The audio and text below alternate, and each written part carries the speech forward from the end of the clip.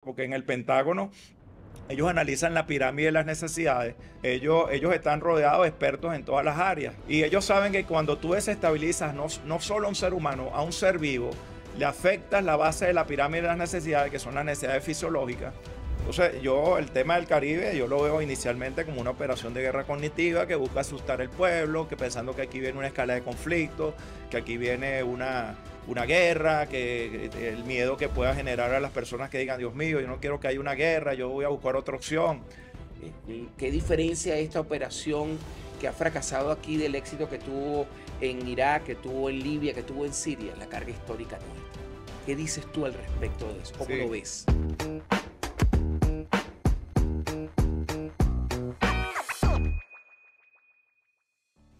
Desde ANTV le damos la bienvenida a su podcast Así lo vemos.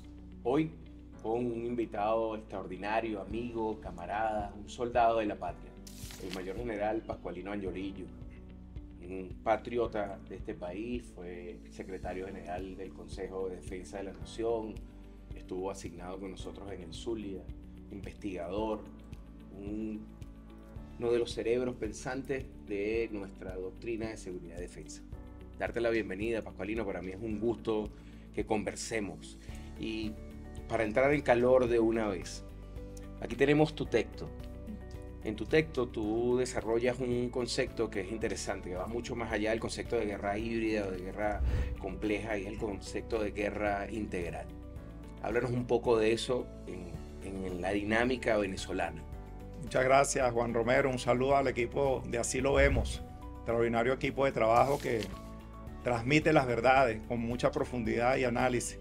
Y para mí es un honor compartir con un camarada de tu talla, de tu altura. Como dijiste, tuve el honor de ser secretario del Consejo de Defensa, pero creo que uno de los éxitos que tuvimos en el equipo es incorporar una serie de entes pensantes, de camaradas pensantes, donde tú eras uno de ellos y tus aportes eran muy importantes.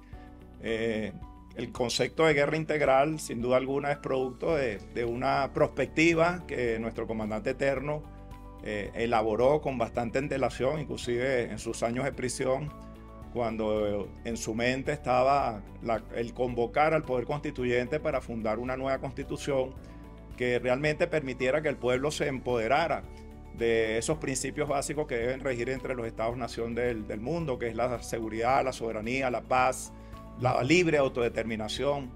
Y era increíble que no existía ningún título en nuestra Constitución Nacional que definiera el concepto de seguridad y que lo viera como un concepto en el cual estaban involucrados todos los ámbitos de la nación, porque la guerra ya no era una guerra únicamente con soldados, con equipos militares para poder obtener objetivos políticos, sino que la guerra estaba empezando a sufrir grandes cambios y modificaciones, y nosotros la llamamos la lucha no armada. Y bueno, había que responderle a esa guerra multifactorial con una acción de defensa integral, ya que la guerra era en todos los ámbitos. Entonces nosotros también teníamos que incorporar a todos los ámbitos en esa percepción. Bueno, el presidente sale de prisión, se presenta con un movimiento bolivariano revolucionario como candidatura, y por supuesto el CNE en aquel entonces no le permitió que su partido político llevara el nombre Bolívar, porque le tienen miedo a Bolívar. Y bueno, tuvo que inscribir al movimiento Quinta República, y una vez que resulta electo presidente, coloca ese título tan importante con el principio de corresponsabilidad, que permitió también aguas abajo modificar la Ley Orgánica de Seguridad de la Nación y definir el concepto de defensa integral como un conjunto de medidas cualesquiera que sea su naturaleza e intensidad, que el Estado y el pueblo, no la sociedad civil sino el pueblo, desarrollan en cada uno de los ámbitos: económico, social, político, cultural, ambiental, militar. Entonces se le está dando la tarea a la población venezolana con bastante antelación de que había que prepararse, porque venían nuevos fenómenos, venían nuevas acciones, por supuesto programadas desde aquellos países potencias con intereses hegemónicos en nuestro territorio, que de alguna manera tenía que involucrar el esfuerzo no solo de las Fuerzas Armadas, sino el esfuerzo de todo un pueblo en cada uno de los ámbitos. Mira, yo creo que además es interesante la perspectiva que tú planteas, ¿no? Porque esa visión de una guerra integral es una visión doble. Es decir, por una parte, advierte sobre escenarios en el exterior tú lo has trabajado muy bien, tu trabajo de la maestría sobre la UNASUR y las relaciones enfoca eso, pero al mismo tiempo aquellos elementos que el propio Nicolás Maduro y Diosdado Cabello y Jorge Rodríguez han advertido sobre unas tendencias internas que tienden a petrificar los procesos revolucionarios. Y al respecto, es significativo lo que nosotros hemos hecho tanto en el canal externo como en lo interno. ¿Cómo ves tú, a propósito de la reciente entrega del doctorado honoris causa del presidente Nicolás Maduro, las respuestas que ha construido Nicolás para enfrentarse a esa situación de guerra integral que tiene esos dos elementos, la presión externa y la presión interna? Qué interesante pregunta, Juan.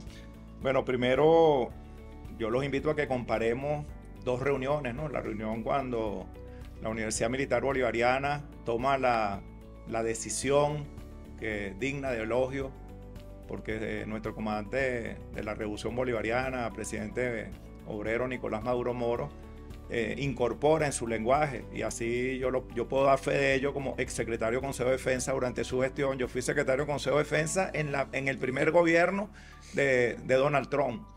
Y bueno, la arremetida contra el país era muy grande, y el discurso del presidente cuando se reunía en Consejo de Defensa y cuando se reunían todos los sectores y todos los ámbitos en torno a ese gran líder para tomar decisiones que de alguna manera neutralizaran toda esta gran cantidad de estrategias desestabilizadoras, ya tenía incorporada una doctrina, un vocatac, como le llamamos los militares, un vocabulario táctico, un vocabulario estratégico operacional y un vocabulario geopolítico digno de elogio, y muy alineado a lo que nosotros los militares estudiamos durante años en cada una de las fases de nuestra formación. O sea, si no es un título honorífico el que le entregaron, yo creo que tiene muy bien ganado su doctorado.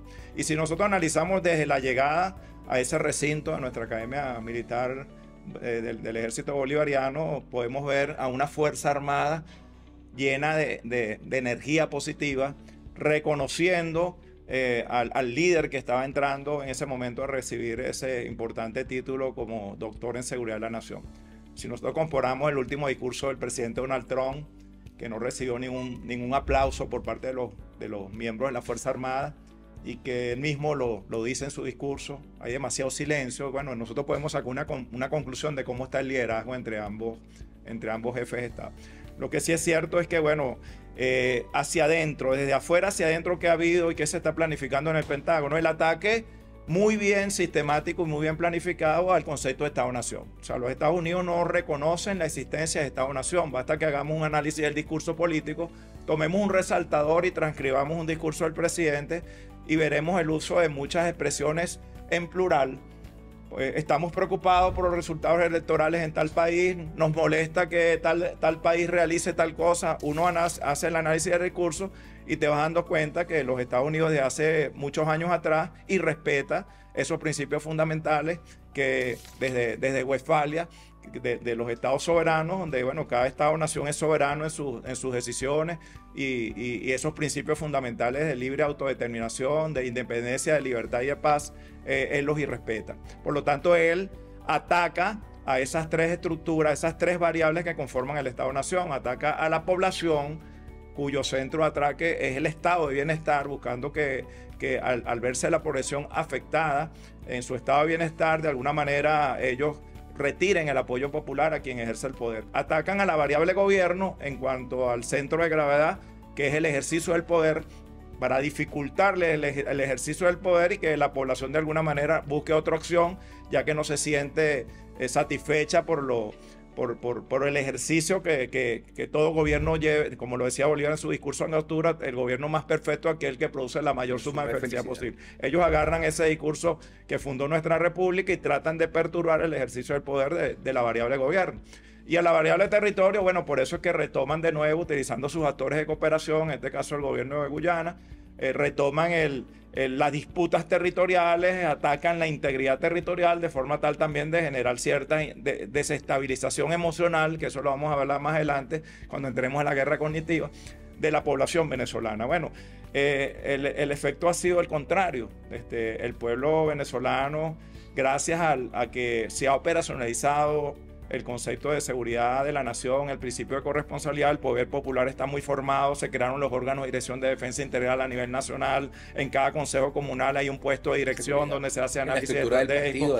El partido ha hecho un trabajo en cuanto a la capacitación del recurso humano de todos los integrantes del partido, las universidades. Yo cuando era rector de la UNEFA firmé más de 8.000 diplomas gratuitos de diplomados de seguridad de la nación, y uno veía a cualquier miembro del Poder Popular y queda sorprendido de cómo maneja el vocabulario estratégico, el vocabulario táctico y el vocabulario estratégico operacional.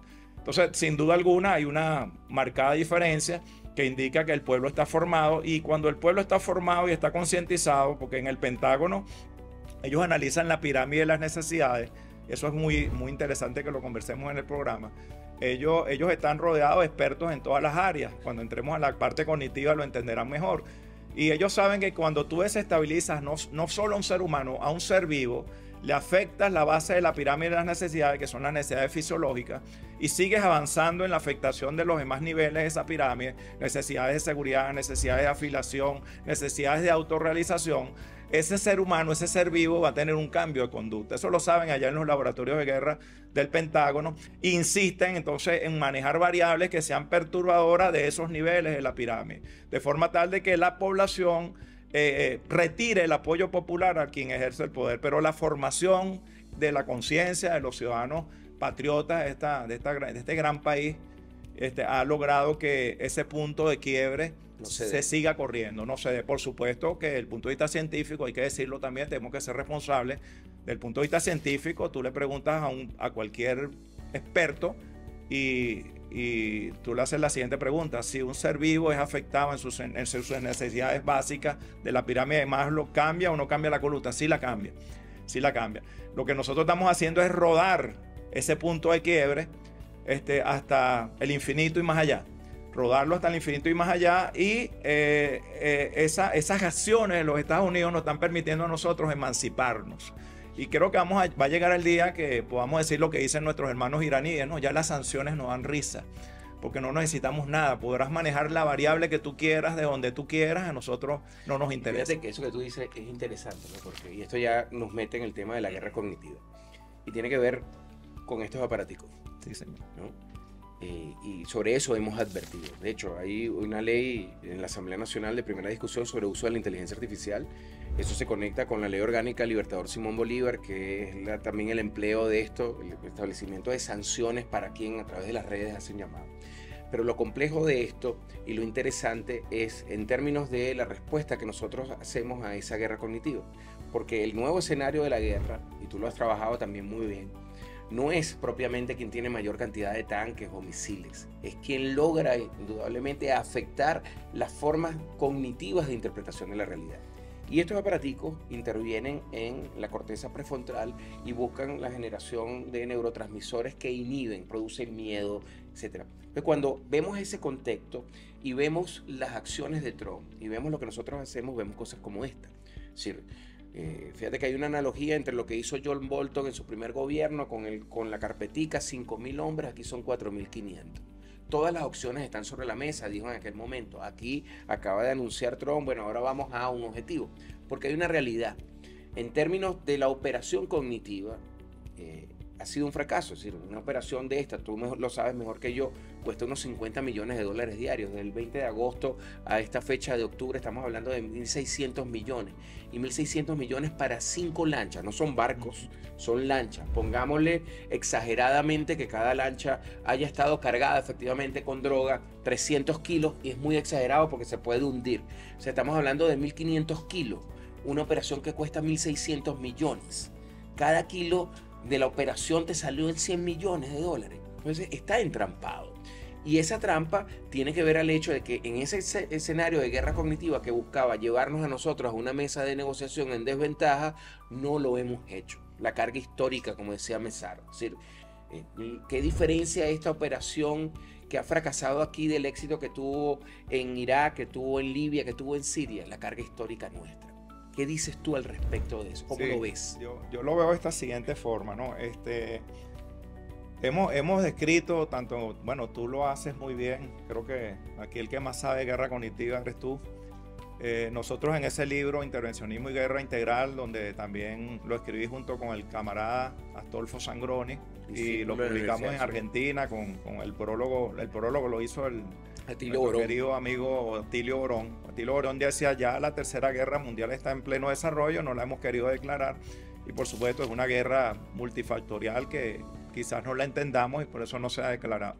Pero la parte cognitiva preocupa mucho, Juan, que yo considero que hay que tener bastante preocupación para nosotros asumir una respuesta, y creo que la estamos haciendo. El venezolano está vacunado, ya se tomó los antibióticos para de alguna manera protegerse ante esa guerra cognitiva. Y es la formación que le estamos dando a nivel nacional a todos los venezolanos, explicándoles qué hay detrás de todas estas cuestiones. Es increíble. Yo hice un trabajo recientemente donde pude compré un programa que te permite ver las películas en fotogramas. Fíjate, esto es delicado lo que voy a decir. Tú puedes ver una película paralizando y verla en fotogramas. Bueno, descubrimos varias películas de la pantalla gigante de Hollywood, Laboratorio de Operaciones Psicológicas del Pentágono, donde aparece la imagen de Bolívar, imperceptible a los humanos, pero tú paralizas la película y está el fotograma con la imagen de Bolívar, y esa imagen de Bolívar se combina con un mensaje auditivo hablando de cosas malas, terrorismo, narcotráfico. En el momento que se combina ese estímulo auditivo, ponen de manera no visual, sino de manera subliminal la imagen de Bolívar. Entonces, hemos descubierto una grande cantidad de películas de la pantalla grande donde ya las operaciones cognitivas venían realizándose hace mucho tiempo, inclusive realizándose hacia un blanco objetivo como los niños. Hay una película que se llama Up de Walt Disney, donde usted ve una casa que le colocan unos globos de colores y aterriza sobre nuestro tepuy. Y bueno, de alguna manera, fíjate, para la cultura del norteamericano, los bienes y raíces es un símbolo de propiedad, de posesión, de colonización. Ahí hay tres mensajes. Está el colonialismo, el neocolonialismo y bueno, y el imperialismo en esas películas, porque usted cuando la analiza al detalle, bueno, usted ve cómo ese símbolo de posesión se coloca sobre una de las zonas donde hay más riquezas de agua dulce, minerales, que en los pronósticos que ellos hacen a 50 años, bueno, van a tener ciertos problemas como ya lo tienen con la energía, que también hablaremos de eso. Y ellos van entonces preparando a ese legado de sus niños, de su juventud. Usted ve cómo la casa cuando aterriza en el tepuy, tiene un aterrizaje bastante dificultoso, y el anciano que está en esa casa, el que lo ayuda a aterrizar es el niño, ¿no? Entonces hay un mensaje, bueno, aquí está el legado. Es un Boy Scout. Ahí está el Boy Scout, que por cierto le ponen un brazalete tricolor, si cuando vean los fotogramas, como diciendo, bueno, nosotros somos los que estamos fundando este nuevo territorio que estamos colonizando, como parte de ese concepto que tratan de transmitirle a su juventud. Bueno, pero cualquier cantidad de fotogramas con mensajes subliminales que de alguna manera tienen un efecto. Hay otros que son más descarados, donde ya colocan a Venezuela con nombre y apellido, las barriadas de Caracas, el narcotráfico. Pero a mí me preocupan las subliminales porque, bueno, los expertos en comunicación social es un problema ético, ¿no? Cuando tú utilizas la publicidad subliminal para un objetivo, ya sea comercial o político. Entonces, los Estados Unidos están desarrollando una nueva forma de guerra muy parecida a la teoría del caos de Zygmunt Brzezinski, donde ellos manipulan variables que son perturbadoras y desencadenantes del estado de bienestar, el efecto mariposa, pero la turbulencia social que ha sido desarrollado en el Instituto Tavistock de Londres, donde hay expertos en ontopsicología. Por cierto, JJ Rendón, que se autoconcede, que es uno de los expertos en ontopsicología, que dirige campañas electorales de muchos presidentes y las gana porque él es experto en ontopsicología, tuvo mucho que ver con la Operación Gedeón. Correcto. La Operación Gedeón era una operación de la teoría del shock, la teoría del miedo. Utilizaba mucho la turbulencia social. El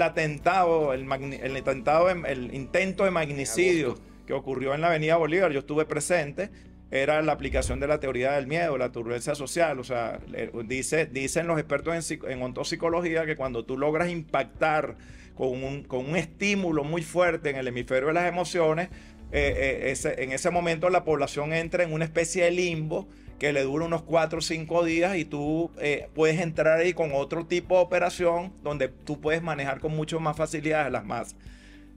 Dicen inclusive que el atentado a los trenes en Madrid pudiese haber detrás de eso una operación Ahora, fíjate, eso que tú dices es interesante cuando lo vemos en términos del fracaso de la operación psicológica y cognitiva que adelanta Trump, el anuncio de un bombardeo a tierra y lo que eso significa en escenario. Porque ¿cómo lo veo yo? Y de nuevo recurro a ti. Esa movilización es demasiado para una operación antinarcótico. Entonces ahí hay una pregunta. Bueno, dice Trump, no hay lanchas. Es decir, entonces que el tráfico de drogas hacia lo interno de Estados Unidos cesó. Que 7 lanchitas, que es lo que ellos indican que han destruido, eran las que llevaban todo. No hay problema de droga en Estados Unidos. No he visto un anuncio de cero droga, ¿no? Y sobre todo con los opiáceos, la utilización de opios para el tema médico. Es un fracaso, indudablemente. Pero ese fracaso vuelve más peligroso en este escenario, porque tiene que responder ante la opinión pública norteamericana. Y en mi criterio, eso abre la posibilidad, y por eso las advertencias que hace recientemente nuestro presidente de la Asamblea Nacional sobre la posibilidad de un falso positivo o un ataque que justifique una elevación, porque tiene que demostrarlo ante la opinión pública norteamericana, porque son cantidades enormes de recursos sin un resultado contundente. Vienen unas elecciones de medio término el año que viene. Trump tiene que demostrar que su teoría sobre la política norteamericana, el que no viene de las bases, es funcional, o sea, es la adecuada. Y por lo tanto eso abre un escenario de un ataque selectivo, un ataque que yo no creo que vaya a ser directo contra un objetivo militar nuestro, pero sí decir, ahí había droga. O un asesinato de algún actor político clave. O, como muy bien lo denuncia Jorge, un ataque de falsa bandera a una embajada para buscar una coalición. ¿Cómo lo ves tú? Sí, bueno, uno analiza cómo ellos planifican su doctrina, y ellos tienen una forma muy particular de planificar las operaciones militares, donde hay un punto en el cual ellos le llaman punto decisivo, en inglés decision point, y ellos tratan de aproximar una forma de acción que de ahí se pueda desprender varias opciones, varias hipótesis. Entonces, el tema del Caribe, yo lo veo inicialmente como una operación de guerra cognitiva que busca asustar al pueblo, que pensando que aquí viene una escala de conflicto, que aquí viene una guerra, que el miedo que pueda generar a las personas que digan, Dios mío, yo no quiero que haya una guerra, yo voy a buscar otra opción. Es una operación cognitiva inicialmente. Pero cuando uno analiza la personalidad del presidente de los Estados Unidos y como un hombre inestable, y creo que esa misma discusión es la gente en este momento en el Congreso y en las Fuerzas Armadas, porque bueno, imagínense ustedes que nada más que en una cumbre de las Naciones Unidas el hombre comience su discurso demostrando una gran inestabilidad emocional. Eso es peligroso, porque bueno, cuando tú le das poder a una persona que es inestable desde el punto de vista emocional, cualquier hipótesis es posible. Pero bueno, desde el punto de vista militar, yo te voy a hablar como general en situación de reserva activa, ¿no? Pensando como pudieran estar pensando los norteamericanos. Desde el punto de vista militar es una locura el despliegue de una fuerza para la toma de un país donde no están dadas desde el punto de vista estratégico militar las condiciones.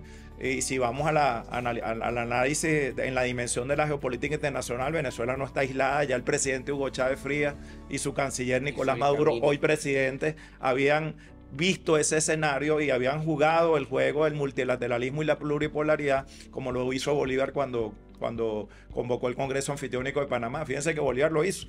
Es parte de la doctrina bolivariana que tanto miedo le tenían, por eso que le quitaron el nombre del partido Movimiento Bolivariano 200, ¿no? Le tenían mucho miedo a las ideas de Bolívar que no fueran rescatadas, pero Bolívar tenía un plan de liberar a América Meridional al sur de Río Grande, y él sabía que no bastaban con acciones tácticas, habían que elevarse a la dimensión de la geopolítica internacional. Entonces ya él reflexionaba en su carta de Jamaica en 1815 de que era necesario hacer lo que hicieron los anfitriones del Corintio griego, hacer una reunión donde se evaluaran los intereses concurrentes que permitieran agilizar las alianzas, y también había que evaluar las amenazas comunes. Y esa fórmula que Bolívar veía en la antigua Grecia la aplicó en su proyecto de Unión de América Meridional. Y por eso que le puso a la convocatoria que hizo años después, en 1824, convoca al Congreso de Panamá y le pone el apellido anfitriónico. Yo quiero hacer lo mismo que hicieron los anfitriones. Voy a reunir a todos los representantes de esas provincias unidas, las cuales yo voy a liberar, y algunas ya estaban en plena independencia, y voy a simultáneamente pasarme a la dimensión de la geopolítica internacional para reunir a esas provincias y convocar la conformación de un bloque continental. Eso se logró con Pedro Gual, cuando en 1826 se soñó el Congreso Anfitriónico de Panamá y se firmó el Tratado de Unión, Liga y Confederación Perpetua. Entonces, fíjense que desde el punto de vista estratégico militar, Venezuela no está aislada. Venezuela ha compartido recursos que son vitales para otras potencias emergentes no imperialistas, que también estoy seguro que no se van a quedar de mano y que de alguna manera, desde el punto de vista geopolítico, es disuasiva esa cohesión que se logró con bastante antelación. O sea que Venezuela no está sola ni aislada. Después viene que los Estados Unidos ha operado políticamente a través de la OEA, a través de la Junta Interamericana de Defensa para cambiar la correlación de fuerzas en las iniciativas de integración regional, como efectivamente lo hizo. La UNASUR arrancó con 12 países, ahorita tenemos 6. Ellos hicieron su juego en Argentina, hicieron su juego en algunos países suramericanos que bueno, pasaron gobiernos fascistas y pro norteamericanos, que estoy seguro que vamos a recuperar en un futuro esa correlación de fuerza, pero Chávez hizo un buen trabajo, ¿no? Él no se conformó con un solo mecanismo de integración, sino también hizo lo que hace la teoría de los conjuntos, una intersección de conjuntos. Creó el ALBA, creó la CELAC. Entonces, entre esos mecanismos de integración... La Asociación de Estados del Caribe, además. La Asociación de Estados del Caribe. Entonces, entre todos esos organismos de integración regional hay una especie de equilibrio. Bueno, se establece un equilibrio. Si perdemos espacio en la UNASUR, hay un equilibrio en la CELAC.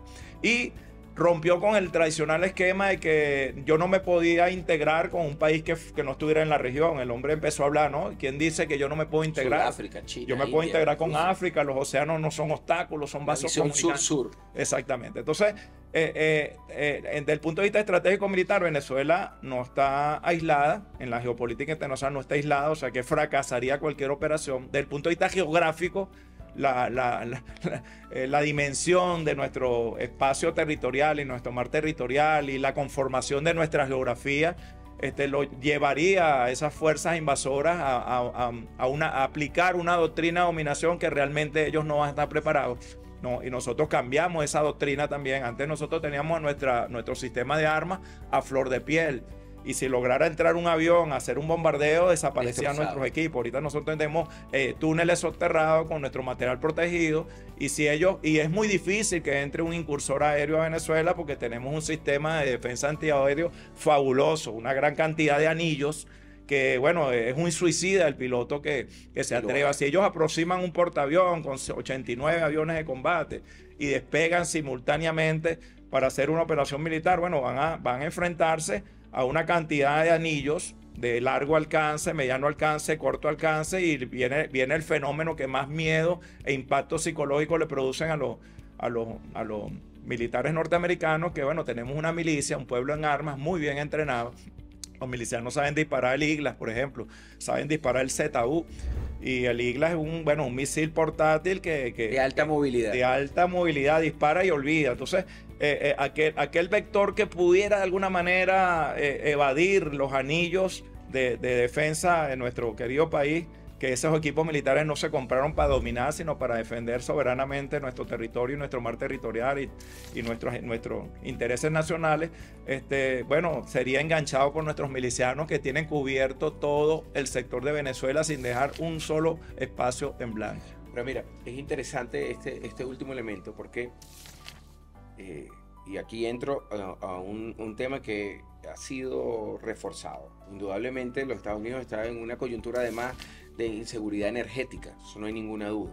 Ante el desarrollo que Rusia y China tienen en conjunto, la ruta de la seda, la integración de otros mecanismos a través de los BRIC, la ampliación de los BRIC más, la posibilidad de que el año que viene nosotros entremos indudablemente y reforcemos la potencialidad energética, los Estados Unidos tiene la dificultad que para poder mantener su desarrollo económico necesita energía que no la tiene.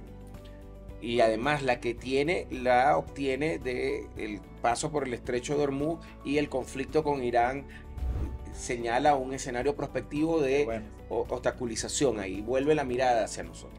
Eso es cierto. Pero además hay un segundo elemento que tú lo dibujaste y quiero que lo amplíes porque además lo trabajamos en el Secodera. El tema de los recursos, agua, tierras raras. Y un tercer elemento que yo creo que también es importante, que en mi criterio es lo que nos hace realmente una amenaza inusual, y es que todos los manuales de Black Operation que les han sido exitosos en la experiencia en Irak de cambio de régimen, la experiencia de Libia de cambio de régimen y recientemente en Siria, aquí han fracasado. ¿A qué explicas tú, qué elementos como analista de seguridad que eres, que haya funcionado y acá haya fracasado? Muy bien, Juan. Interesante pregunta. Voy a empezar por la primera, ¿no? Tenemos que reconocer que actualmente en el planeta existe una crisis sistémica de recursos estratégicos, donde está la energía ocupando el primer lugar. Cuando tú revisas las estadísticas mundiales de cuánto están produciendo de petróleo los países OPEC y no OPEC, en barriles diarios, te das cuenta que la curva de producción y la curva de consumo, ya la curva del consumo está superando, inclusive en casi 1 millón de barriles, la curva de producción. Eso indica que hay una crisis. Ya desde 2015 había comenzado esa crisis, se producían 90 millones de barriles para el 2015 diarios y se estaban consumiendo 97 millones de barriles diarios. Había un déficit de 7 millones. Ese déficit de 7 millones se empezó a compensar en el 2015 con los conocidos métodos de explotación no tradicionales, que era a través del fracking, que es un método que es una medida desesperada. Cuando los Estados Unidos utilizan el fracking, o es para tratar de desestabilizar el mercado, explotando petróleo en pérdida, o con una medida desesperada porque no tiene el petróleo que necesita. Después viene una realidad, la teoría del pico de Hoover. Uno de sus expertos en geofísica, que es un profesor de la Universidad Norteamericana que trabajó muchos años en la Shell, ya lo venía diciendo, había desarrollado un modelo matemático que decía que en el futuro, ellos hacían prospectivas, que en el futuro la operatividad de los pozos petroleros comenzaba a subir hasta un pico y después empezaba a decaer la curva de Gauss de la teoría del pico de Hoover. Nosotros ya estamos viendo la caída de esa curva de Gauss de la producción de petróleo, en los cuales el petróleo se hace escaso, se hace costoso seguir explotándolo porque estamos ya en la curva. Eso ya llegó a ese momento y es por eso la crisis energética. Hay una crisis de minerales estratégicos porque, vista la crisis energética, entonces aparece Elon Musk con su negocio de producir vehículos eléctricos, y sucede que la producción de un vehículo eléctrico implica movilizar casi 300 toneladas de material para poder extraer el material que requiere un solo vehículo eléctrico. El impacto en la parte climática y en la parte ambiental es terrible, y el costo operativo más terrible todavía y más contaminante. Entonces hay una realidad: el combustible fósil y el gas siguen siendo la energía más barata y más apetecible por el imperio de Estados Unidos, y la tenemos nosotros. Venezuela tiene 303 mil millones de barriles de petróleo en el subsuelo, 202 billones de pies cúbicos de gas. Tenemos la tabla periódica de los elementos. El presidente, el comandante eterno decreta el arco minero, y el presidente Nicolás Maduro continúa con ese proyecto, convirtiendo el arco minero como el motor de motores, y empezamos nosotros a hacer uso soberano en esa franja al norte del estado Bolívar, que tiene 111.850 kilómetros cuadrados, que es nada más esa franja, es más grande que Portugal, República Dominicana, Cuba. Entonces está el tema de los recursos, sin duda alguna. Está el agua dulce, está la tabla periódica de los elementos, inclusive en la empresa farmacéutica están los principios activos, ya sea en las plantas de los minerales, que es la química orgánica, de biodiversidad, y en la química orgánica, en los minerales, tenemos todos los principios activos para inclusive la industria farmacéutica, y porque somos parte también de la Amazonía, formamos parte dentro de esos 9 países del Tratado Amazónico. Entonces no es nada más energía, sino también son recursos estratégicos. Y bueno, ellos empiezan, ahí es donde se ponen ellos, se ponen con muchas más iniciativas a desarrollar otras formas de controlarnos, que no sea nada más a través de la intervención militar propiamente dicha, y desarrollan esa serie de teorías que tú comentas en los manuales oscuros. Ahí está Jane Char con la teoría del golpe blando, más de 200 estrategias de desestabilización, revoluciones de colores, guerra cognitiva. Y bueno, ¿por qué han fracasado? Bueno, han fracasado porque el comandante eterno, como te lo dije inicialmente, tuvo la capacidad, como la tenía el libertador Simón Bolívar, de ver el futuro con bastante antelación y tomar con mucha antelación las previsiones, como lo hizo con la Constitución del 99, cuando introduce ese concepto de corresponsabilidad. Y ese concepto de corresponsabilidad se fue operacionalizando aguas abajo a través de leyes orgánicas, reglamentos, y en la doctrina de nuestra Fuerza Armada también se operacionalizó, y los militares salimos de los cuarteles, nos fusionamos con el pueblo en una perfecta unión, una perfecta fusión con el pueblo, y nos empezamos a preparar desde el punto de vista estratégico. Y por eso que yo te digo, tú te vas a un consejo popular tú te vas a una barriada y tú te consigues a un jefe de calle hablando como cualquier doctor o postdoctor en seguridad de la nación. Entonces, sí, los manuales fracasaron porque hay una conciencia que ha permitido que ese fenómeno biológico de que los seres vivos cambien la conducta cuando se le afectan sus necesidades fisiológicas, sus necesidades de seguridad, sus necesidades de afiliación. Fíjate que los barcos que están en el Caribe es subir un escalón de la pirámide de las necesidades. O sea, nos atacaron y es muy sencillo verlo. Ellos empezaron a atacarnos con una guerra económica que inclusive analizó el perfil de la mujer venezolana y ese sentimiento de protección de sus crías, de sus niños. Ellos dijeron, bueno, vamos a escasear los pañales, la fórmula láctea para generar, desde el punto de vista cognitivo, una incomodidad, una angustia. Se llevaron los laboratorios farmacéuticos. Algunas venezolanas cayeron en esa trampa y se desarrolló, desde el punto de vista psicológico, el síndrome del comprador compulsivo, el síndrome de la escasez subjetiva, que al mismo tiempo, cuando llegaba un producto, mandamos a todos nuestros sobrinos, hijos, a que compraran una lata de leche para guardarla en la despensa. Pero después fuimos aprendiendo que era parte de la aplicación de una doctrina de miedo. Y así sucesivamente nos fueron aplicando, nos fueron atacando la base de la pirámide de las necesidades, la fisiológica. ¿A qué pasamos ahorita? A las de seguridad. Es por eso que nos asustan. Bueno, hay que asustarnos en cuanto a la seguridad. Vamos a hacer ver de que hay un ataque militar, de que ya están desplegados los misiles apuntando hacia ese pueblo. Quizás después vienen las afiliaciones. Ya las de la afiliación las jugaron cuando nos sacaron de Mercosur, nos sacaron de una serie de iniciativas de integración como para que nosotros perdiéramos la necesidad de la afiliación. Entonces, es un trabajo hecho por psicólogos, psicólogos de guerra, ontoxicólogos. Es la aplicación de la teoría de la turbulencia social, de hacer la guerra en el cerebro de las personas. Entonces, yo pienso que los libros han fracasado porque el antibiótico está haciendo efecto. Esa vacuna que nos metió nuestro comandante eterno, Hugo Chávez Frías, y que nos la reforzó con otras dosis más, nuestro presidente de obrero Nicolás Maduro Moro, y esa fusión entre el pueblo, la Fuerza Armada, la Fuerza Policial, han hecho que nosotros tengamos todas las vacunas para que ese punto de quiebre y esas estrategias desestabilizadoras y que procuran crearnos a nosotros un miedo, una ansiedad, que nos cambie la conducta, no les ha resultado. Entonces los libros... en la primera gestión de gobierno, siendo yo secretario de Consejo de Defensa, el presidente Donald Trump expulsó a 2 secretarios de defensa y a 2 jefes de Pentágono. ¿Y por tú crees que los expulsó? Le habrá dicho, no te sirven esos manuales, los aplicamos y esos venezolanos son un fenómeno. Los venezolanos son un fenómeno, no han resultado. Vamos a ver qué tiene Inglaterra y a dónde trajeron la doctrina Tavistock, que es la de la turbulencia social. Mira, para concluir, José San Martín decía algo sobre lo cual yo quiero que tú termines de cerrar. Decía, todo es lícito por la patria menos perderla. Chávez, en uno de sus últimos mensajes, llamaba no solo a la unidad, sino que decía, tenemos patria. Y sobre esos conceptos nos han intentado trabajar, ¿no? Tienes la patria, ¿no? La patria es lo que nos ha permitido resistir lo que en otras localidades ha sido exitoso. Y eso tiene que ver, de nuevo, insisto, con la resiliencia, tiene que ver con el compromiso, tiene que ver con esa carga histórica. Un último mensaje para que cerremos. Sí, seguimos teniendo patria y en esos laboratorios de desestabilización que están en manos de las potencias hegemónicas, ellos evalúan, dentro de los factores que ellos evalúan para poder tomar una decisión tan estúpida desde el punto de vista estratégico militar de querer invadir una nación, ellos evalúan otras variables. Y yo creo que nosotros hemos trabajado muy bien las variables, sobre todo en la identidad nacional, el orgullo nacional, que tiene que ver con el sentido de patria, ¿no?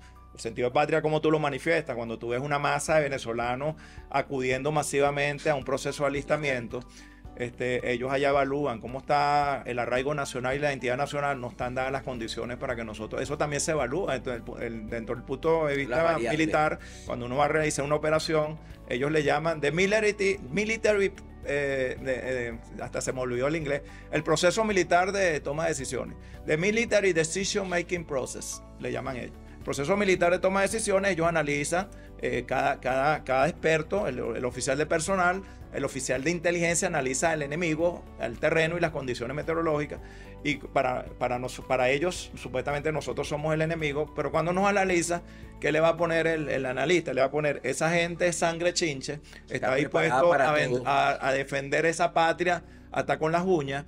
y lo hemos visto porque hemos visto en los análisis que hacemos una masa impresionante de gente que acude a las plazas Bolívar a alistarse. Entonces nosotros cuando hacemos eso, estamos trabajando lo que dice el presidente en su 7ª transformación, una geopolítica de paz e integración. Nosotros le respondemos a esas amenazas y le respondemos a esas locuras imperiales de bombardear con un misil y un dron a una lancha de pescadores, de atacar militarmente una operación que debería ser llevada al terreno de la seguridad, al terreno policial, y que hasta en la guerra hay reglas, ¿no? Si nosotros estuviéramos hablando de que hubiese una guerra, bueno, él ya fuera un criminal de guerra porque el uso es proporcionado, pero no es una guerra lo que está, él está haciendo una operación de seguridad en aguas internacionales, violando convenios internacionales, amenazando no solo a Venezuela sino a la región. En el coloquio internacional que tuvimos este jueves, viernes y sábado, que organizó la camarada Blanca Cao, todos los países que asistieron, sobre todo los latinoamericanos y caribeños, expresaron su preocupación, ¿no? No solo es Venezuela, porque